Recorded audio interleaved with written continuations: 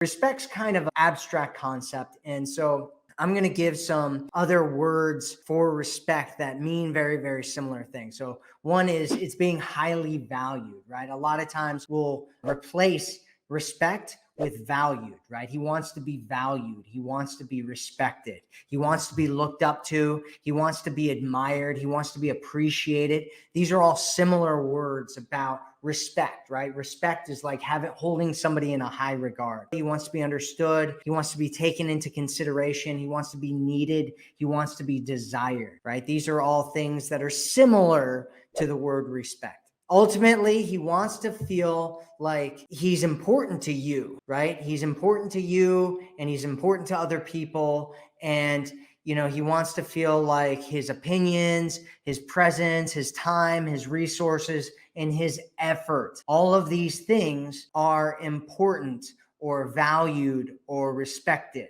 right? These are things that he wants. He wants to feel that way. That's why I talk a lot about like appreciating a man. And you don't want to go overboard with anything, right? There's always a middle ground. One of the big challenges is that, and we do it with everything. I do it all the time, is taking things to extremes, right? Especially when you're new to something and you're over on one side and then you jump over and back and forth and you're like jumping back and forth to these different sides when the magic almost all the time is in the middle. And so you don't want to be like too overly appreciating a man all the time, right?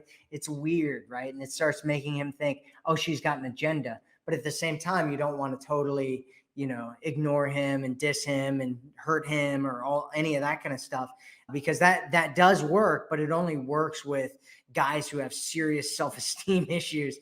And you probably don't want that. I hope you don't want that. So number four is to be passionately in love. And so most men won't say this, but ultimately what most men want at their very core is to be madly in love with someone who's madly in love with them. That's probably a dream of yours as well, right? And they've done studies on men who have cheated in their marriages, and they found that the overwhelming majority of them said that the number one reason why they cheated was because of a lack of passion in the relationship. And so how do you take this and use it with a man to connect with a man? Well, there's a whole bunch of different things, right? One is that if there's nothing there, if there's no like emotional attraction there, there's not a whole lot that you can do, right? Attraction isn't a choice. He doesn't decide it. You don't. You can't force it, right? You can't convince a man to be passionately in love with you, any of that kind of stuff. A lot of the things that I hear from women is they'll say, oh, I'm in love with this guy or my ex or, whatever, right? And I'll be like, and they'll talk about this horrible situation. And I'm like, well, why are you trying to be with somebody who doesn't want to be with you? And they're like, because I love him. And it's like, well, how does he feel about you though? Right? Because how you feel about him is completely irrelevant. Think about it this way. If a guy is totally in love with you and you don't really like him that much, what can he do to convince you to be in a relationship with him and to get physically intimate with him and all that kind of stuff? If you're like most women, probably not much, right?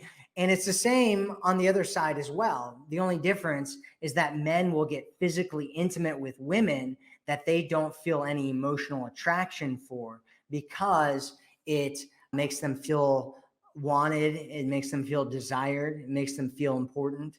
All those things that we were talking about before around why men will do this. So anyway, regardless of all that, assuming that you do initially at least have some passion in your relationship, one of the things that a mentor of mine has told me multiple times is what he says is, if you do the things in the middle of a relationship that you did at the beginning of the relationship, there won't be an end to the relationship.